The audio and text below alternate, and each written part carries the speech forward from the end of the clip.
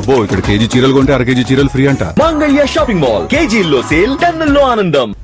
పరామర్శ పేరుతో జగన్ డ్రామాలు చేస్తున్నారని హోంమంత్రి అనిత ఆగ్రహం వ్యక్తం చేశారు. జైలు మాన్యువల్ తెలిసే సమయం అయిపోయాక వెళ్లారని మండిపడ్డారు.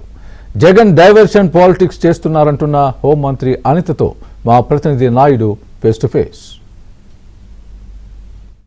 కానీ మార్గ మధ్యంలో మహిళ ఎస్ఐ మీద దాడి చేశారు. సో దీనిపైన మాట్లాడిన పరిస్థితి లేదు. సో దీన్ని ఎలా చూస్తారు? అంటే యాక్చువల్గా అతను ఎందుకు వచ్చాడు? ఒక నిందితుడు హిట్ అండ్ రన్ చేసి ఒక అమాయకుడు చనిపోతే యాక్సిడెంట్లో ఆ చనిపోయిన వ్యక్తిని పరామర్శించడం మాని ఆ యాక్సిడెంట్ చేసిన వ్యక్తి వాళ్ళకి తండ్రి జైల్లో ఉంటే అతను చూడటానికి వెళ్ళారు. పోనీ చూడటానికి వెళ్ళేటప్పుడు ఇంచుమించుగా చూడటానికి వెళ్తున్నామని చెప్పింది ఒక కారణం.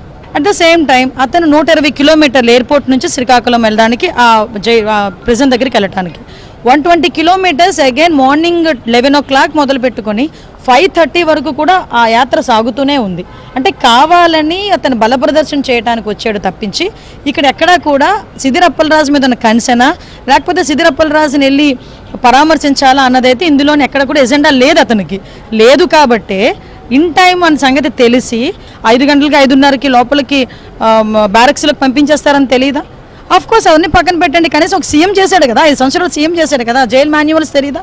ఒక టైం అంటే ఇచ్చిన తర్వాత టైం తర్వాత ఎలా చేయరు, ములాఖాత్కి ఎలా చేయరు అనే సంగతి తెలియదా? తెలిసినా కూడా కావాలని బల ప్రదర్శన చేయటానికని చెప్పి వచ్చి బల ప్రదర్శన చేసుకొని బయటకు వచ్చి ప్రెస్ మీట్ పెట్టుకుని వెళ్ళిపోయారు. ఈ మధ్యలోని ఎవరైతే గొడ్డలి పార్టీ కార్యకర్తలు ఉన్నారో వాళ్ళు ప్రదర్శించిన తీరు కానీ వాళ్ళు ప్రవర్తించిన తీరు కూడా నిజంగా చాలా జుగుప్సాకరంగా ఉందండి. ఎందుకంటే ఒక మహిళా ఎస్ఐ తన పని తను చేసుకుంటూ తన డ్యూటీ తను చేసుకుంటూ ఉంటే ఆ అమ్మాయి మీద ఏ రకంగా దాడి చేశారో వైసీపీ మూకంతా గొడ్డలి పార్టీ మూకంతా మీరు విజువల్స్ అయితే మీరు కూడా చూడొచ్చు.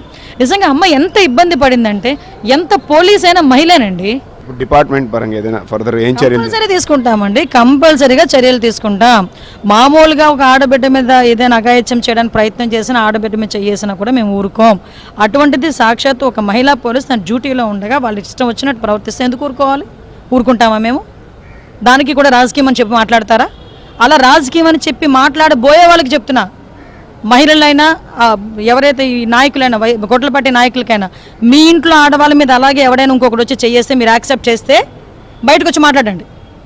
అదర్వైజ్ కామ్గా ఊరుకుండా మా పని మేము చేసుకుంటాం. సో ఇది అనిత గారు చెప్తుంది. వీడియో జర్నలిస్ట్ విజయ్తో నాయుడు.